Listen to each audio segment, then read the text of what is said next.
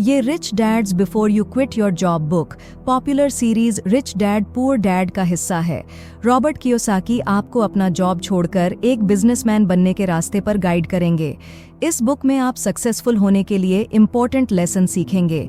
अगर आप एक बिजनेसमैन बनने का रास्ता अपनाना चाहते हैं तो ये जरूर सुने। ये बुक रॉबर्ट कियोसाकी जी ने लिखी है। हेलो दोस्तों, मैं आरती चौधरी आपका भगीरथ ऑडियो हब चैनल में स्वागत करती हूँ। आइए इस बुक समरी को शुरू करते हैं। इंट्रोडक्शन। क्या आप अपने रेगुलर 9 to 5 जॉब से थक चुके हैं? क्या आप एक एम्प्लॉय के रूप में काम करते करते बोर हो गए हैं? अगर हाँ, तो ये बुक आपके लिए है। शायद आप भी ऐसे लोगों को जानते होंगे जिन्होंने जॉब छोड़कर बिजनेस की शुरुआत की और आज वो काफी सक्सेसफुल हैं और अच्छा खासा कमा रहे हैं। आप भी उनमें से एक बन सकते हैं। ये बातें सिर्फ कोरी कल्पना नहीं है और ना ही कोई सपना है। इस बुक के ऑथर रॉबर्ट आपको सिखाएंगे कि अपनी जॉब छोड़कर एक लंबी छलांग लगाने से पहले आपको क्या-क्या सीखने की जरूरत है। एक बिजनेसमैन बनना आसान नहीं है। इस बुक के जरिए आपको ये समझ में आएगा कि इस प्रोफेशन में सिक्योरिटी नाम की कोई चीज नहीं होती। इसमें आपको रेगुलर सैलरी और बेनिफिट नहीं मिलने वाले।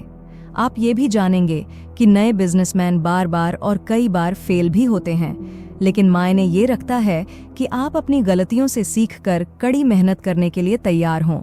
इस सफर की शुरुआत अपना माइंडसेट और नजरिया बदलने से होती है। हो सकता है कि आप सालों से एक एम्प्लॉय हों और एक एम्प्लॉय की तरह ही सोचते हों, लेकिन अब इसे बदलने का समय आ गया है। एक बिजनेसमैन किस तरह सोचता है, ये सीखने के बाद आपको फ्रीडम और सक्सेस दोनों मिलेंगे। एक सक्सेसफुल बिजनेसमैन बनने के लिए यहाँ कुछ खास लेसन बताए गए हैं। आइए एक एक करके उन्हें समझते हैं। Lesson 1। What is the difference between an entrepreneur and an employee? Rich dad poor dad एक बहुत ही मशहूर बुक है। उसमें जो पुअर डैड थे उनका कहना था कि मन लगाकर पढ़ाई करो, अच्छे मार्क्स लाओ ताकि आपको एक स्टेबल इनकम वाली अच्छी जॉब मिल सके। उन्होंने रॉबर्ट को भी एम्प्लॉय बनने के लिए एनकरेज किया। तो वहीं रिच डैड का कहना था कि अपना खुद का बिजनेस शुरू करो और उन लोगों को काम पर रखो जो आपसे ज्यादा स्मार्ट हैं। उन्होंने रॉबर्ट को एक बिजनेसमैन बनने के लिए एनकरेज किया। तो एक बिजनेसमैन और एम्प्लॉय में आखिर फर्क क्या होता है? एक एम्प्लॉय बिजनेस की शुरुआत होने के बाद उसमें काम करना शुरू करता है, लेकिन एक बिजनेसमैन को बिजनेस के शुरू होने से पहले ही काम पर लगना पड़ता है। सच्चाई तो ये है कि 99% नए बिजनेस अपनी 10th एनिवर्सरी के पहले ही बंद हो जाते हैं। ज्यादातर बिजनेस खराब प्लानिंग की वजह से फेल होते हैं। कंपनी का ऑनर अपनी कड़ी मेहनत से बिजनेस को लंबे समय तक चलाने की कोशिश करता है। हालांकि ऐसा करने के कई सालों के बाद ऑनर भी थक जाता है। काफी समय और पैसा उन एक्टिविटीज में लगानी पड़ती हैं जो असल में प्रॉफिट कमाने में कोई मदद नहीं करते। पहली बात, अगर किसी बिजनेस को खराब तरीके से डिजाइन किया गया हो तो ऑनर की घंटों की कड़ी मेहनत भी उसे बचा नहीं सकती। रॉबर्ट के एक दोस्त थे जिनका नाम जॉन था। जॉन ने अपना बिजनेस शुरू करने के लिए एक बड़े बैंक में जॉब छोड़ दी थी। वो लोन ऑफिसर के रूप में काम करते थे, जिसके लिए उन्हें अच्छी सैलरी मिलती थी। लेकिन उन्होंने देखा कि बैंक के जो सबसे अमीर कस्टमर्स थे वो बिजनेसमैन थे। जॉन सोचा करते थे, क्या कभी वो उनमें से एक बन पाएंगे? वो एक एम्प्लॉय की तरह नहीं, बल्कि एक बॉस बनकर अपने तरीके से काम करना चाहते थे। इसलिए जॉन ने जॉब छोड़ दी और अपनी माँ के साथ एक छोटा सा फूड जॉइंट खोल लिया। वो वहाँ लंच सर्व करते थे। उन्होंने शहर में कॉरपोरेट ऑफिस के पास एक जगह रेंट पर ली। हर रोज जॉन और उनकी माँ सुबह 4 बजे उठते और खाना तैयार करने में लग जाते। दोनों कम दाम पर अच्छा खासा खाना परोसने के लिए कड़ी मेहनत कर रहे थे। वो कम दाम लेते थे, लेकिन प्लेट भरकर खाना देते थे। रॉबर्ट अक्सर वहाँ खाने और उनसे बातें करने जाते थे। जॉन बहुत खुश लग रहे थे। उन्हें कस्टमर्स को सर्व करना बहुत पसंद था। वो अक्सर रॉबर्ट से कहते, किसी दिन हम भी एक बड़ा नाम होंगे। हम लोगों को काम पर रखेंगे ताकि वो हमारे लिए कड़ी मेहनत कर सकें। लेकिन वो दिन कभी नहीं आया। जॉन की माँ गुजर गई थी। जॉन ने जॉइंट बंद करके एक रेस्टोरेंट में मैनेजर की पोस्ट के लिए अप्लाई किया। अब जॉन एक बार फिर से एम्प्लॉय बन गए थे। आखिरी बार जब रॉबर्ट उनसे मिले तो जॉन ने बताया कि उनकी सैलरी कम थी, लेकिन उन्हें कम घंटे काम करना पड़ता था। अब आप कहेंगे कि कम से कम जॉन ने बिजनेस चलाने की कोशिश तो की और उसने बहुत कड़ी मेहनत भी की। अगर उनकी माँ जिंदा होती तो हो सकता था कि उनका बिजनेस बढ़ जाता और वो बहुत पैसा कमा लेते। रॉबर्ट को जॉन की माँ से बहुत लगाव था। वो इस बात से दुखी थे कि इतनी मेहनत करने के बावजूद उनका बिजनेस फेल हो गया था। लेकिन ये फेलियर भी बिजनेसमैन होने का एक हिस्सा है। जॉन के बिजनेस को डिजाइन करने के तरीके में कुछ गलती थी। एक सक्सेसफुल बिजनेस को इस तरह डिजाइन किया जाना चाहिए ताकि वो अपने ऑनर के न होने के बावजूद भी चलता रहे और ग्रो करता रहे। यही एक बिजनेसमैन का असली काम होता है। उसे एक ऐसा बिजनेस मॉडल बनाने की जरूरत है जो उसके होने या ना होने के बावजूद कस्टमर्स को वैल्यू दे सके, लोगों को काम पर रख सके, ग्रो कर सके। रॉबर्ट के अनुसार बिजनेस में 4 तरह के लोग होते हैं। पहला है एम्प्लॉय, दूसरे हैं खुद का बिजनेस चलाने वाले छोटे बिजनेस ऑनर्स, तीसरे हैं बड़े बिजनेस ऑनर्स जो 500 या उससे ज्यादा एम्प्लॉयज को काम पर रखते हैं, और चौथे हैं इन्वेस्टर्स। बिजनेस ऑनर्स का ये मानना है कि अगर आप कोई काम एक सीनियर मैनेजर और सिक्योरिटी गार्ड दोनों ही कंपनी के एम्प्लॉय हैं, उन्हें रेगुलर सैलरी मिलती है। ऐसे लोगों को सेफ और फिक्स्ड इनकम चाहिए। ठीक से करवाना चाहते हैं तो आपको उसे खुद करना चाहिए। ऐसे लोगों को दूसरों पर कम विश्वास होता है, इसलिए इनका बिजनेस ज्यादा बड़ा नहीं हो पाता। ये छोटे बिजनेस ऑनर्स सारे काम खुद संभालते हैं। वहीं दूसरी ओर बड़े बिजनेस ऑनर्स अच्छा सिस्टम बनाने में और टैलेंटेड लोगों को काम पर रखने में विश्वास करते हैं। ऐसा करने से कंपनी ओनर की लगातार निगरानी के बिना भी बड़ी हो सकती है। इन्वेस्टर्स वो होते हैं जो छोटे और बड़े बिजनेस की तलाश में रहते हैं, जो उनके पैसों का सही इस्तेमाल कर उसे और बढ़ा सके। Lesson 2, learn how to turn bad luck into good luck. ये चैप्टर अपनी गलतियों से सीखने के बारे में है।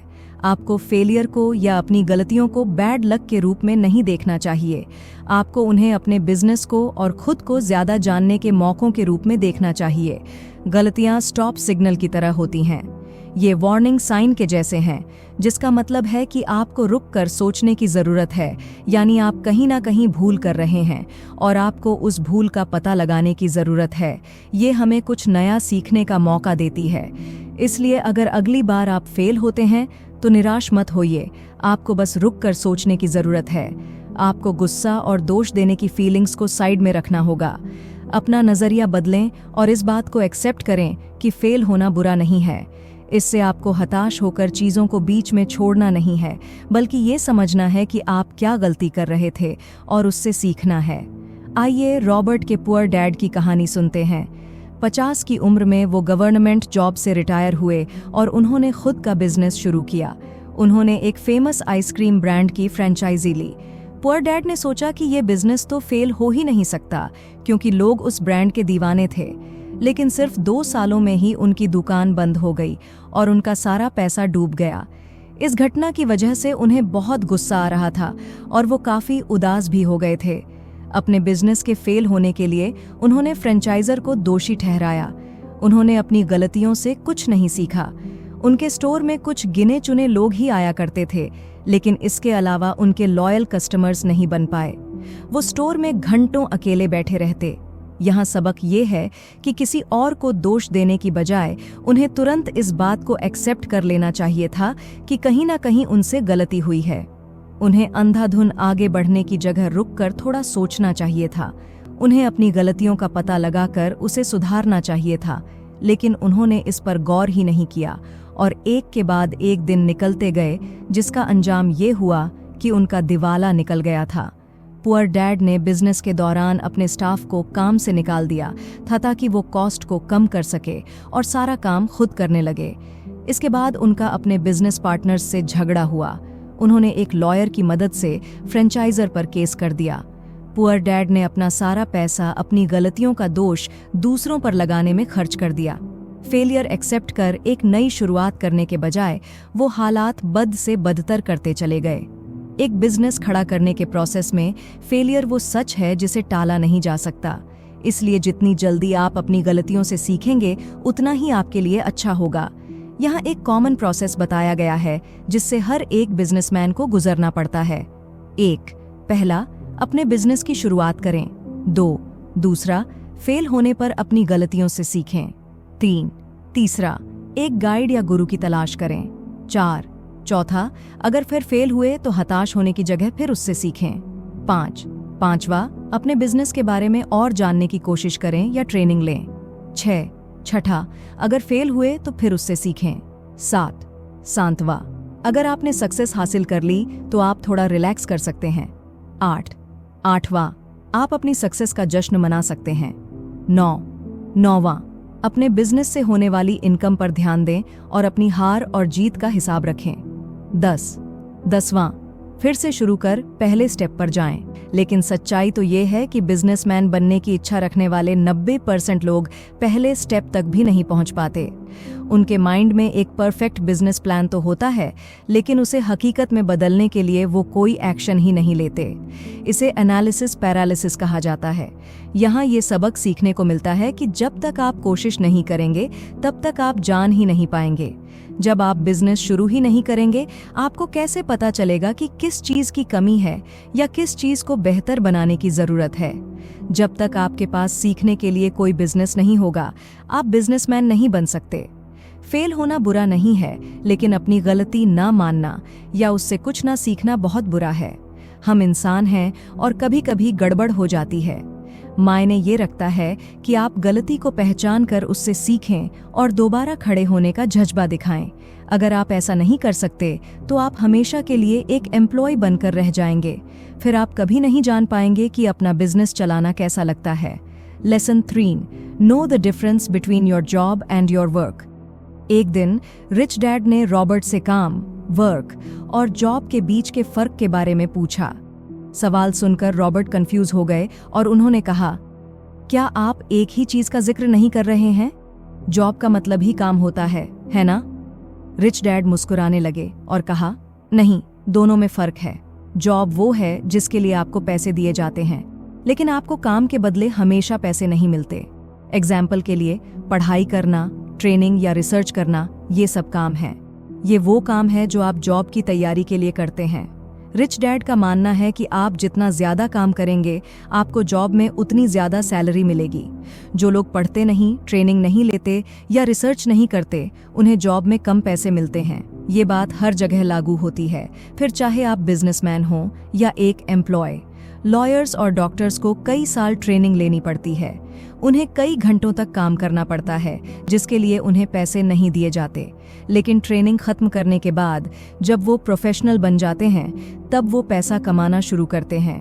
और क्योंकि उन्होंने 10 या उससे ज्यादा सालों तक काम किया है, वो अपने फील्ड में एक्सपर्ट हो जाते हैं, जिसके लिए उन्हें अच्छी खासी फीस मिलना शुरू हो जाती है। यही बात एक बिजनेसमैन पर भी लागू होती है। अगर एक बिजनेसमैन ने तैयारी नहीं की या अपना होमवर्क नहीं किया, तो उसका छोटा सा बिजनेस फेल होना तय है। एक एम्प्लॉय हर काम के बदले में पैसा चाहता है, ये उसका माइंडसेट होता है। जब तक आप इस तरह की सोच रखेंगे, आप कभी भी एक बिजनेसमैन नहीं बन सकते। एम्प्लॉय उम्मीद करते हैं कि उनकी कंपनी उन्हें फ्री में ट्रेनिंग दे। वो उम्मीद करते हैं कि उनके बॉस उन्हें अपनी स्किल को बेहतर करने का मौका देंगे, लेकिन ये सोच बिल्कुल गलत है। एम्प्लॉइज अपना खाली समय अक्सर फिल्में देखने में, गपशप करने में बिता देते हैं। वो अपने फ्री टाइम को कुछ सीखने के लिए यूज नहीं करते। कोई भी आपको एक्स्ट्रा काम के लिए पैसे नहीं देगा, लेकिन इसका फायदा आपको बाद में होगा। अगर आप खुद की नॉलेज को बढ़ाएंगे तो आपके पास पैसा कमाने के ज्यादा मौके होंगे। अब प्रोफेशनल एथलीट्स को ही ले लीजिए। उन्होंने कई सालों तक फ्री में काम किया। उन्होंने कम उम्र से ही ट्रेनिंग लेना शुरू किया। ना जाने वो कितनी बार गिरे, उन्हें कितनी चोट आई, लेकिन वो डट कर प्रैक्टिस करते रहे, क्योंकि इन लोगों ने हर डिटेल पर ध्यान दिया, अपने स्किल को इम्प्रूव किया। उन्हें नेशनल टीम में जगह मिली और उन्होंने इंटरनेशनल गेम्स जीतकर देश का नाम रोशन किया। क्या आपको लगता है कि जब फेमस रॉक बैंड बीटल्स ने शुरुआत की थी तो उन्हें बहुत पैसे मिलते थे? नहीं, बिल्कुल नहीं। कई सालों तक कोई नहीं जानता था कि बीटल्स कौन थे। वे लिवरपूल के सिर्फ एक नौसिखिया रॉक बैंड थे। बीटल्स ने फेमस होने के पहले कई क्लब्स में पूरी रात परफॉर्म किया है। उनकी रोज की जो टफ ट्रेनिंग थी, उसने उन्हें एक महान और उम्दा आर्टिस्ट बनाया। बीटल्स ने अपना होमवर्क किया और उसी कारण वो इतने सक्सेसफुल हुए। अगर हम पुअर डैड की कहानी के बारे में सोचें तो उन्होंने कोई होमवर्क नहीं किया था, इसलिए उनका बिजनेस फेल हो गया। रॉबर्ट ने B1 ट्रायंगल या बिग बिजनेस इन्वेस्टर ट्रायंगल के बारे में बताया है। अगर आप सक्सेस के शिखर तक पहुंचना चाहते हैं तो आपको 5 फैक्टर्स को ध्यान में रखना होगा। पहला है प्रोडक्ट, दूसरा है लीगल, तीसरा है सिस्टम, चौथा है कम्युनिकेशन और पांचवा है कैश फ्लो। BI ट्रायंगल को 5 लेवल में डिवाइड किया गया है। प्रोडक्ट सबसे टॉप पर है और कैश फ्लो सबसे नीचे। इन 5 लेवल्स को ठीक से मैनेज किया जाए तो बिजनेस में तरक्की होना तय है। पुअर डैड का प्रोडक्ट कमाल का था, लेकिन वो कम्युनिकेशन और मार्केटिंग में चूक गए। उन्होंने सोचा कि आइसक्रीम का वो ब्रांड इतना पॉपुलर था कि वो कस्टमर्स को अट्रैक्ट करने के लिए काफी था और उनके बिजनेस के सक्सेसफुल होने की गारंटी थी। असल में पुअर डैड ने एक सस्ती जगह के पुराने शॉपिंग मॉल में अपना स्टोर खोला था। इसके बजाय उन्हें ऐसी जगह रेंट पर लेनी चाहिए थी जहां काफी लोगों का आना जाना लगा रहता है। वो आइसक्रीम का ब्रांड पॉपुलर था, पुअर डैड का स्टोर नहीं, क्योंकि वो एक फ्रेंचाइजी था। पुअर डैड ने 4 फैक्टर्स को पूरा कर लिया था, जो था कैश फ्लो, सिस्टम, लीगल और प्रोडक्ट। लेकिन 5वां फैक्टर कम्युनिकेशन सही नहीं था। पुअर डैड ने फ्रेंचाइजी खरीदने की जल्दबाजी की ताकि उन्हें बिजनेस को नए सिरे से शुरू न करना पड़े। वो एक बने बनाए बिजनेस से प्रॉफिट कमाना चाहते थे। वो फ्री में काम करने के लिए तैयार नहीं थे और उसके कारण वो एक बिजनेसमैन के जॉब में फेल हो गए। उन्होंने अपना सारा पैसा खो दिया और दोबारा एक एम्प्लॉय बनकर रह गए। Lesson 4, success reveals your failures. Businessman बनने से पहले रॉबर्ट ज़ेरॉक्स कॉरपोरेशन में जॉब करते थे। उस समय वो कंपनी के सबसे खराब सेल्समैन थे। वो एक भी प्रोडक्ट बेच नहीं पाते थे और अपने साथियों से काफी पीछे थे। इसलिए रॉबर्ट ने सलाह मांगने के लिए रिच डैड को बुलाया। तुम एक दिन में कितने कॉल्स करते हो? रिच डैड ने पूछा। रॉबर्ट ने कहा 3 या 4, लेकिन ज्यादातर वक्त वो कॉफी शॉप में या पेपर वर्क करने में बिताते थे। उन्हें ये कॉल्स करने में बड़ी शर्म आती थी। रॉबर्ट को रिजेक्शन से नफरत थी, इसलिए वो कम से कम कॉल करना चाहते थे। रिच डैड ने कहा कि पूरी दुनिया में ऐसा एक भी इंसान नहीं है जो रिजेक्ट होना पसंद करता है। बस कुछ गिने चुने लोग ही हैं जो अपने डर को दूर कर ऐसे कॉल्स करने में बेहतर हो जाते हैं। फेलियर को रोकने के लिए आपको जल्द से जल्द फेल होने की जरूरत है। जी हाँ, आपने बिल्कुल ठीक सुना। जितनी जल्दी आप फेल होंगे, उतनी ही तेजी से आप अपनी गलतियों से सीखेंगे।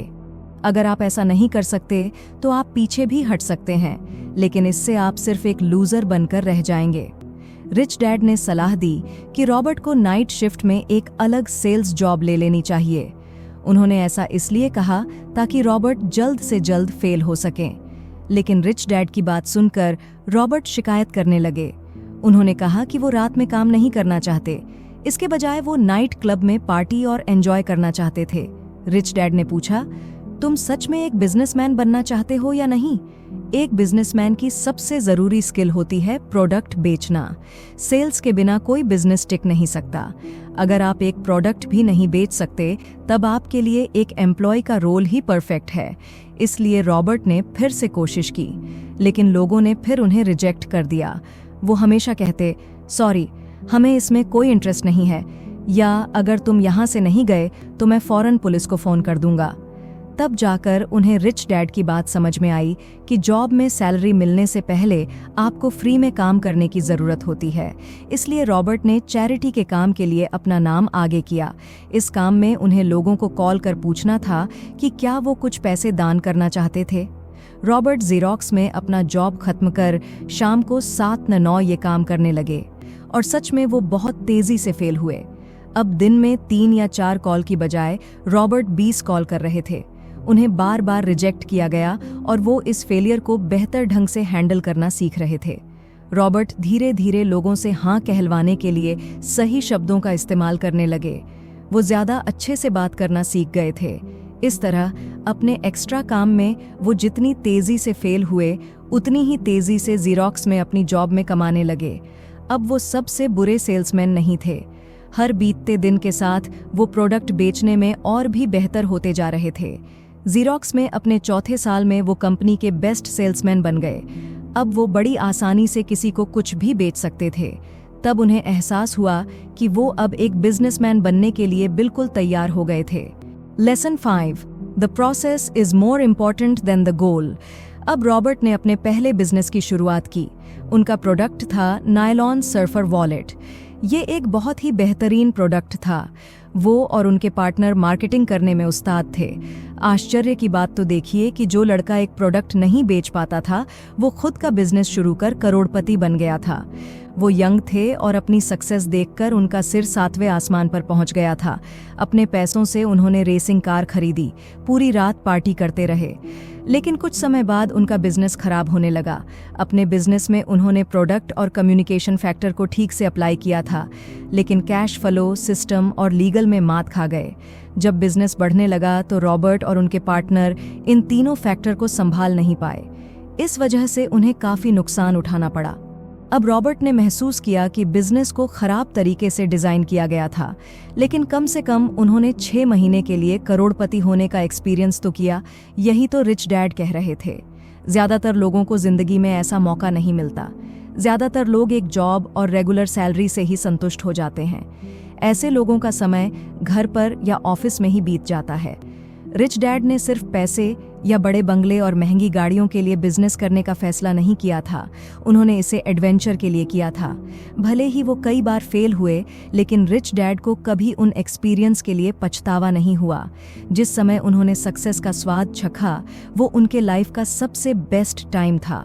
उन्होंने रॉबर्ट से कहा कि गोल से ज्यादा वहां तक पहुंचने का प्रोसेस इंपॉर्टेंट होता है। फेलियर आपको याद दिलाते हैं कि आपसे कहीं ना कहीं कोई चूक हो रही है। आपको हमेशा सीखते रहने की जरूरत है ताकि आप सक्सेस की ओर बढ़ सकें। रिच डैड ने समझाया कि रॉबर्ट ने लाखों तो कमा ही लिए थे, जिसका मतलब था कि वो सही रास्ते पर थे। उन्हें बस इम्प्रूव करते रहने की जरूरत थी ताकि बिजनेस बढ़ता रहे। कई सालों बाद जब रॉबर्ट पीछे मुड़कर अपने कैरियर को देखते हैं तो सोचते हैं कि कैसे वो सैलरी कमाने वाले से मल्टी मिलियनेयर बन गए। उन्होंने महसूस किया कि पिछले 30 सालों में उन्हें बिजनेस के 3 प्रोसेस से होकर गुजरना पड़ा।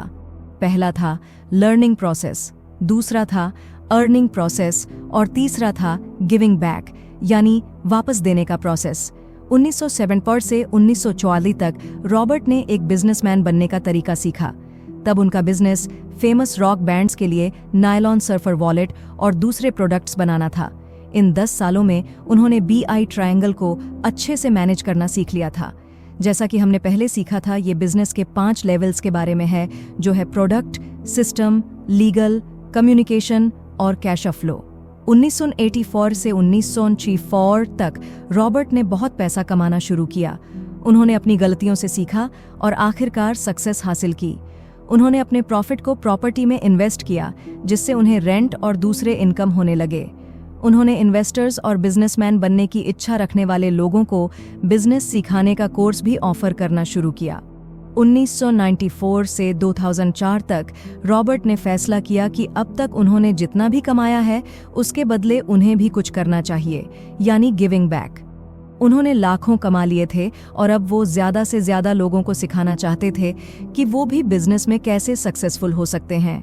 इसके लिए उन्होंने रिच डैड कंपनी बनाई। रॉबर्ट ने खुद से पूछा, मैं ज्यादा लोगों की मदद और सेवा कैसे कर सकता हूँ? रॉबर्ट को सफलता के शिखर पर पहुंचने में 30 साल लगे। तो बताइए, हम में से कितने लोग इस प्रोसेस से गुजरने के लिए तैयार हैं? जब भी कोई ये सवाल पूछता है, कौन कौन करोड़पति बनना चाहता है, तो लोग बड़ी जल्दी अपना हाथ ऊंचा कर देते हैं।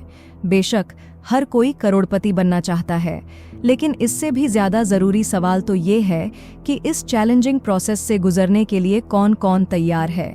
वैसे तो कई तरीके हैं जिससे आप अमीर बन सकते हैं, जैसे जब आपको अच्छी खासी जायदाद मिल जाती है, या आप किसी अमीर इंसान से शादी कर सकते हैं, या किसी क्राइम के चक्कर में पड़ जाते हैं, या लॉटरी में पैसे जीतते हैं। लेकिन ये तरीके लंबे समय तक टिके नहीं रहते। ये आपको कभी सच्ची खुशी और सक्सेस नहीं दे पाएंगे। कई साल पहले एक जर्नलिस्ट ने हेनरी फोर्ड से पूछा, अगर आप बिजनेस में अपना सारा पैसा खो देते हैं तो आप क्या करेंगे? हेनरी ने कहा, मैं उसे 5 सालों के अंदर वापस कमा लूंगा। इसलिए लाखों कमाने का सबसे अच्छा तरीका है एक स्मार्ट बिजनेसमैन बनना। अमीर होने से ज्यादा जरूरी है स्मार्ट होना। अगर कभी आप अपना सारा पैसा खो भी देते हैं तो आप उस प्रोसेस से सीखकर ज्यादा होशियार और स्मार्ट हो जाते हैं। जब तक आपका माइंडसेट एक स्मार्ट बिजनेसमैन जैसा होगा, तब तक चाहे कुछ भी हो जाए, आप हमेशा पैसा कमाते रहेंगे, बिल्कुल हेनरी फोर्ड की तरह। कंक्लूजन, तो आपने एक एम्प्लॉय और एक बिजनेसमैन के बीच के फर्क के बारे में जाना। अगर आप सच में एक बिजनेस शुरू करना चाहते हैं तो आपको रिस्क लेने के लिए तैयार रहना होगा। बिजनेसमैन को मंथली सैलरी नहीं मिलती। कोई प्रॉफिट होने से पहले आपको खुद रेंट, इंटरनेट सबका खर्च भी उठाना होगा। आपने ये भी समझा कि बिजनेस शुरू करने के प्रोसेस में हम कई बार फेल होते हैं, लेकिन जितनी जल्दी आप अपनी गलतियों को पहचान लेंगे उतनी ही जल्दी आप उसका हल भी ढूंढ सकते हैं। फेलियर इस प्रोसेस का हिस्सा है। जब तक आप कोशिश नहीं करेंगे तब तक आपको पता नहीं चलेगा। बिजनेस के बारे में जानने का सबसे अच्छा तरीका है उसे रियल में एक्सपीरियंस करना। आपने जॉब और वर्क के बीच के फर्क को भी समझा। एक बिजनेस की शुरुआत में बिजनेसमैन बहुत सारे काम फ्री में करते हैं। कभी कभी उन्हें प्रॉफिट कमाने के लिए लंबे समय तक इंतजार करना पड़ता है, लेकिन याद रखें कि अगर आप डट कर काम करते रहे, सीखते रहे और खुद को इम्प्रूव करते रहे तो आपको उसका बहुत अच्छा रिजल्ट मिलेगा। आप जितनी बार फेल होंगे आपको सक्सेसफुल होने के लिए उतने ही ज्यादा मौके मिलते रहेंगे। फेल होने से आपको पता चल जाएगा कि क्या काम करता है और क्या नहीं। इसी तरह आप एक स्मार्ट बिजनेसमैन बनते हैं। आपने ये भी जाना कि गोल से ज्यादा इम्पोर्टेंट उस तक पहुंचने का पूरा प्रोसेस होता है। आजकल लोगों को हर चीज इंस्टेंट चाहिए, जैसे इंस्टेंट नूडल्स, इंस्टेंट प्यार और इंस्टेंट बहुत सारा पैसा। लेकिन रियल लाइफ में इंस्टेंट कुछ नहीं मिल सकता, खासकर सक्सेस तो बिल्कुल नहीं। जो सक्सेस इंस्टेंट मिलती है वो उतनी जल्द ही खत्म भी हो जाती है। लंबी सक्सेस पाने के लिए कई चैलेंजेस का सामना करना पड़ता है और खूब सारा काम करना पड़ता है। एक बिजनेसमैन की जर्नी बहुत एडवेंचरस होती है। बिजनेस करना कोई आसान काम नहीं है, लेकिन अगर आपने अपना होमवर्क कर सब कुछ स्मार्टली हैंडल कर लिया तो आपको कमाल के रिजल्ट मिलते हैं। बिजनेसमैन का मतलब एक सेलिब्रिटी होना या बंगला और लग्जरी कार खरीदना नहीं होता। बिजनेसमैन होने का मतलब है एक पर्पस होना और चीज़ों को अपने तरीके से करने की फ्रीडम होना। अगर आपके पास एक खास पर्पस है जो आपकी इच्छाओं से भी बड़ा है तो आप एक्स्ट्रा ऑर्डिनरी सक्सेस हासिल करेंगे। तो दोस्तों, आपको आज की हमारी ये बुक समरी कैसी लगी?